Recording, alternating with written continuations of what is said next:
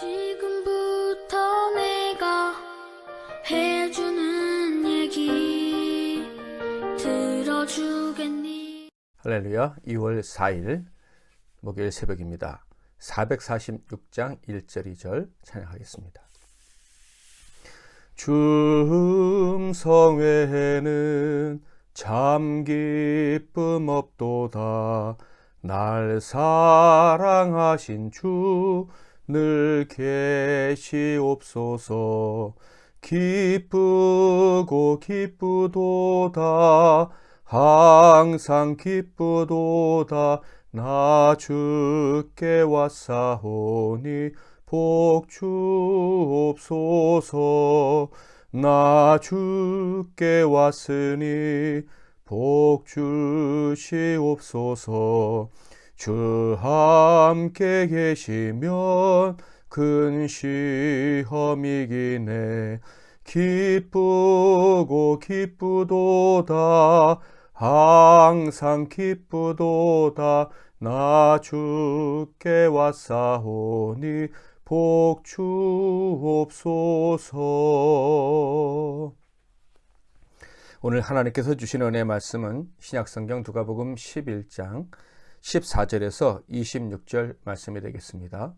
누가복음 11장 14절에서 26절 말씀 중에서 24절부터 봉독해 드리겠습니다. 더러운 귀신이 사람에게서 나갔을 때 물 없는 곳으로 다니며 쉬기를 구하되 얻지 못하고 이에 이르되 내가 나온 내 집으로 돌아가리라 하고 가서 보니 그 집이 청소되고 수리되었거늘 이에 가서 저보다 더 악한 귀신 7을 데리고 들어가서 거하니 그 사람의 나중 형편이 전보다 더 심하게 되느니라. 아멘. 오늘은 누가 사탄과 한편인가? 누가 사탄과 한편인가? 라는 제목으로 하나님 말씀을 상고하겠습니다. 14절에는 변함없으신 주님의 사랑으로 병든 자를 치료하시는 거룩한 행적이 기록되어져 있습니다.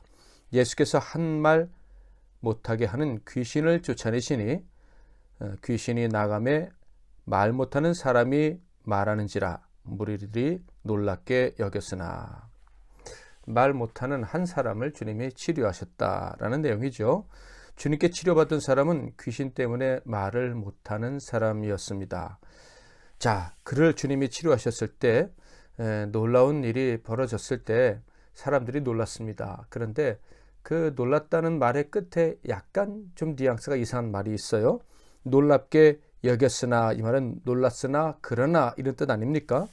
주님의 사랑을 보고 놀랐으면 어떻게 해야 합니까? 기뻐하고 감사하고 영광을 올려드려야겠죠. 아니면 놀란 채로 그냥 있든지. 그런데 여겼으나 라는 말에서 부정적인 태도가 나타났다는 것을 우리는 예상할 수가 있습니다. 주님의 사랑의 역사가 나타나는 곳에 기쁨과 즐거움과 감사만 있어야 될 것 아닌가라고 우리는 막연히 생각할 수 있지만 실제로 그렇지 않다는 것을 오늘 이 본문에서도 또다시 확인할 수가 있습니다. 그래서 우리가 선을 행할 때 낙심하지 말지니라는 성경 말씀이 있는 거예요. 선을 행하고 거기서 하나님의 영광이 나타나도 우리를 낙심케 하고 우리를 넘어지게 하려는 반대 세력이 있을 수 있다라는 것입니다.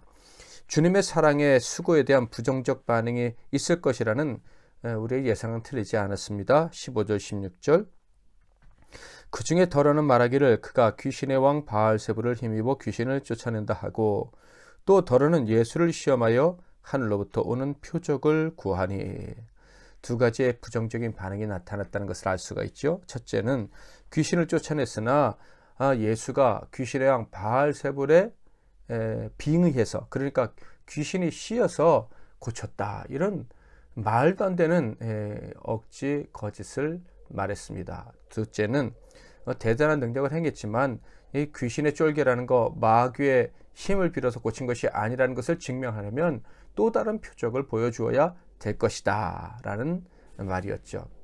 마가복음과 마태복음에 보면 이런 말을 한 사람들은 바리새인들과 서기관들이었습니다.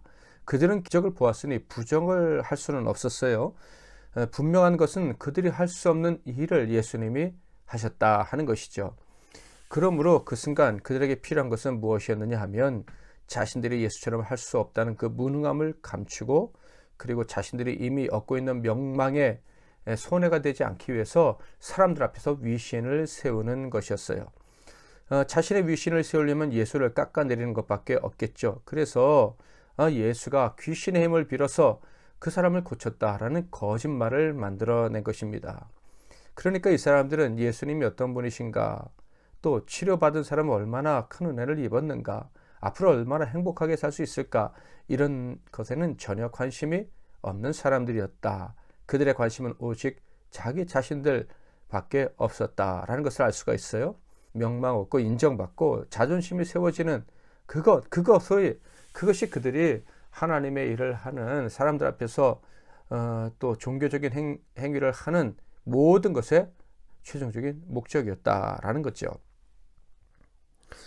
이들의 악한 마음은 결국 하나님의 일, 하나님 나라의 일을 마귀의 일로 바꿔 버렸습니다. 구약에 예언된 대로 가난한 자에게 복음이 전파된다, 병든 자를 치료하신다라는 그 하나님 나라의 그 확실한 증거를 마귀의 나라의 증거로 바꿔 버린 거예요.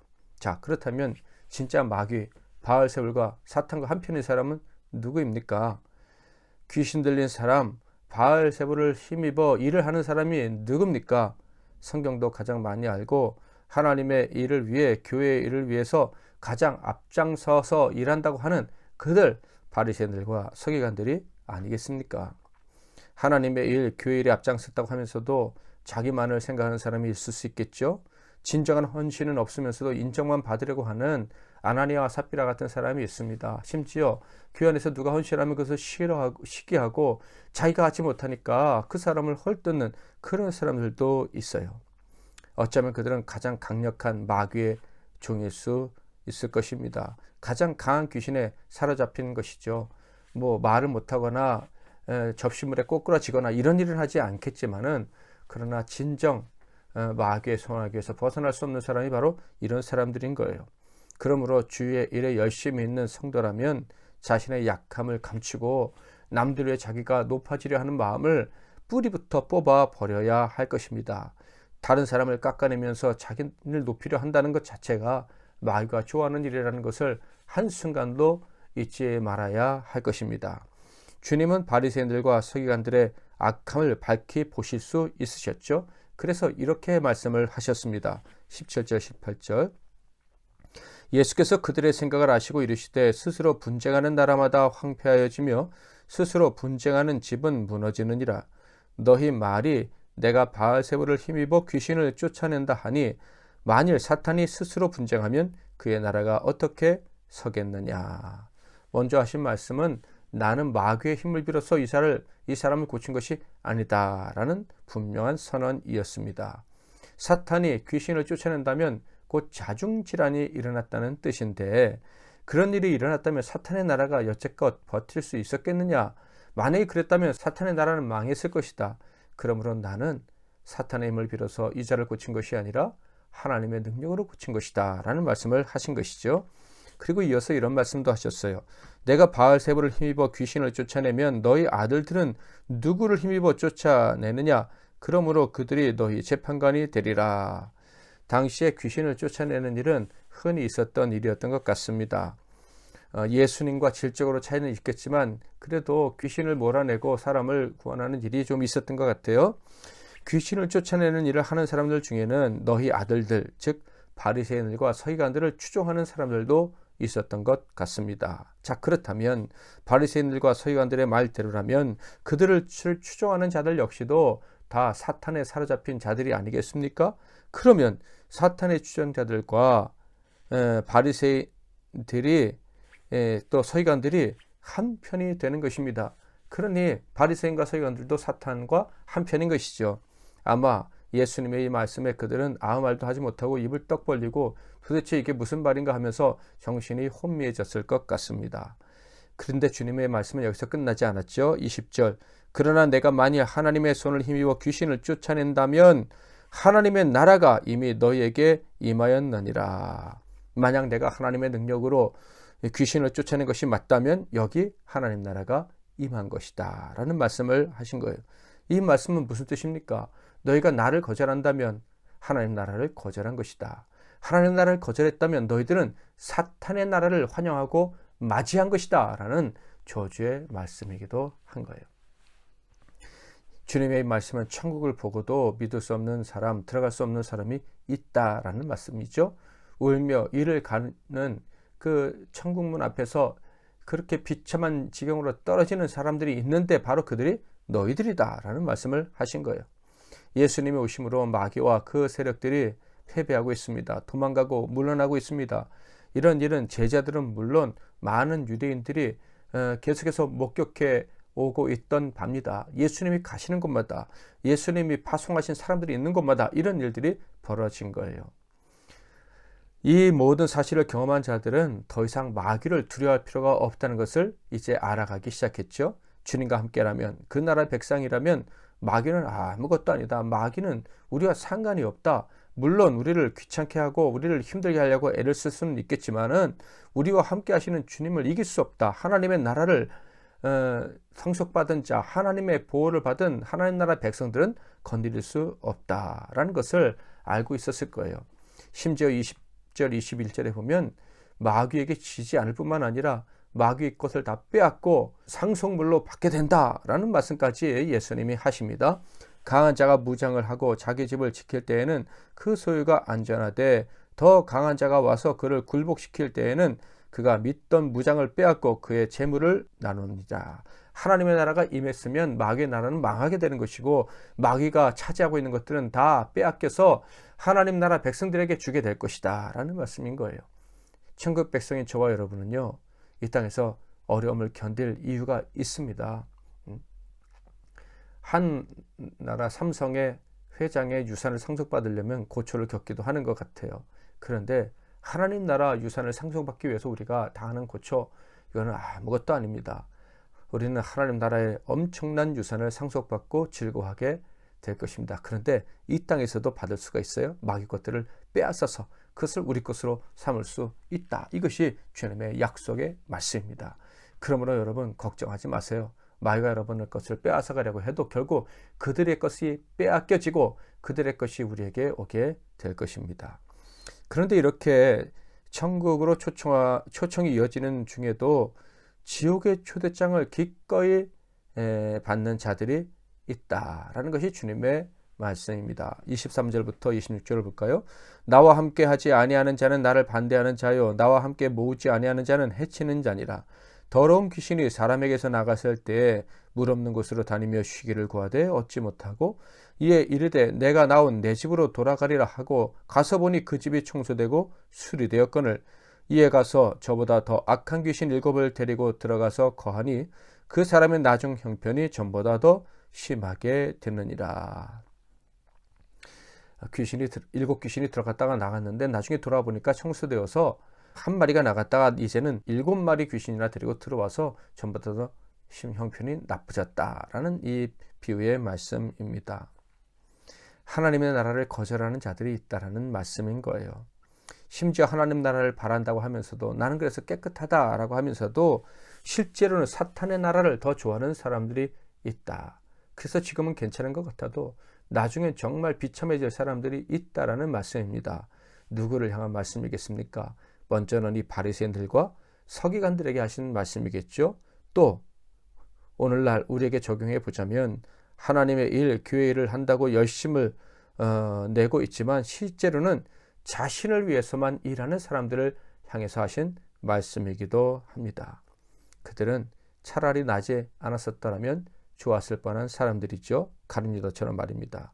차라리 하나님의 교회 일꾼이 되지 않았었더라면, 내가 하나님의 나라를 위해 일한다고 하지 않았었더라면 더 좋았을 뻔한 사람들입니다. 그러면 더 심한 지경에, 더 비참한 지경에 떨어지지 않았을 것이기 때문이죠. 여러분, 여기서 중요한 것이 무엇이겠습니까? 진정 하나님을, 그 나라를 바라는 것입니다. 하나님을 나의 아버지요 주인으로 알고 그분만을 높이려는 마음인 것입니다. 내 마음의 중심에 바로 예수 그리스도를 모시고 예수님처럼 하나님만, 주님만 높이고 받은 사랑 나누면서 살기를 원하는 열망을 갖는 것입니다. 내 마음의 중심에서 나를, 못된 욕심과 못된 자존심을 완전히 빼버리는 것이 바로 주님의 제자들에게 가장 중요한 것이다. 천국 백성 들에게 가장 요구되는 것이다 라는 말씀입니다. 우리가 간절히 기도해야 된다고 했죠. 바로 이것입니다. 하나님의 영광을 위해서, 아버지를 기쁘시게 해드리기 위해서 우리는 기도해야 되는 거예요. 우리 자신이 아니라 하나님 아버지를 위해서. 만약에 기도한다고 하면서도, 간절히 기도한다고 하면서도 그 기도의 목표가 내가 된다면 우리는 내 마음에 주인을 모시는 게 아니라 사탄의 편으로 살 수가 있는 것입니다. 우리가 기도해야 되는 그 이유는 주님과 함께 하기 위해서, 십자가의 길이라도 같이 가기 위해서 기도해야 하는 것입니다. 세상엔 여전히 하나님의 이름을 부르지만 천국을 받지 못하는 자들이 있습니다.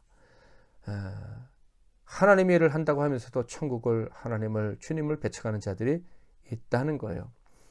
우리가 기도할 때 그들이 돌이킬 수 있는 은혜를 받게 해달라고 기도했으면 좋겠습니다. 어떻게 하면 그들을 주님 편으로 돌이키게 할 수 있을까? 기도했으면 좋겠고요. 물론 돌이키게 할 수 없다고 해서 우리의 책임은 아니겠지만 어쨌든 한 사람이라도 더 돌이키기를 바라면서 살아가는 저희들이 되었으면 좋겠습니다. 먼저 천국을 받은 사람의 자격, 그것이 내게 얼마나 소중한 것인지를 기억하고 사시는 하루가 되고, 그리고 그 놀라운 기적을 전하며 사는 저와 여러분이 되기를 바랍니다. 446장 3절 4절 찬양합니다. 주 떠나가시면 내 생명 헛되네. 기쁘나 슬플 때 늘 계시옵소서. 기쁘고 기쁘도다 항상 기쁘도다 나 주께 왔사오니 복 주옵소서. 그 귀한 언약을 이루어 주시고 주 명령 따를 때 늘 계시옵소서.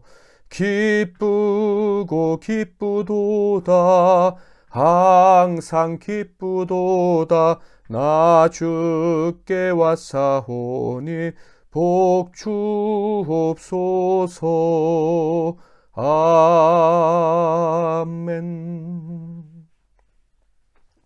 오늘도 주님 말씀 붙잡고 기도하시고 하루를 시작하시기를 바랍니다.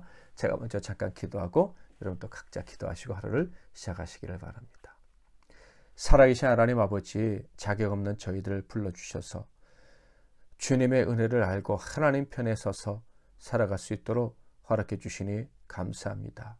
그런데 오늘 말씀을 통해서 우리가 교만함, 이기심, 헛된 자존심에 사로잡히면 금방 사탄의 편으로 돌변할 수 있다는 사실을 경고의 말씀을 들으면서 깨닫게 됩니다.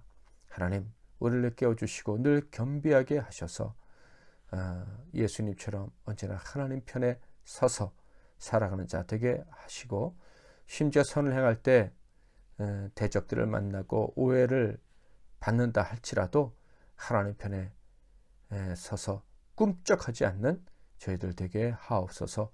예수님 이름으로 기도하옵나이다. 아멘.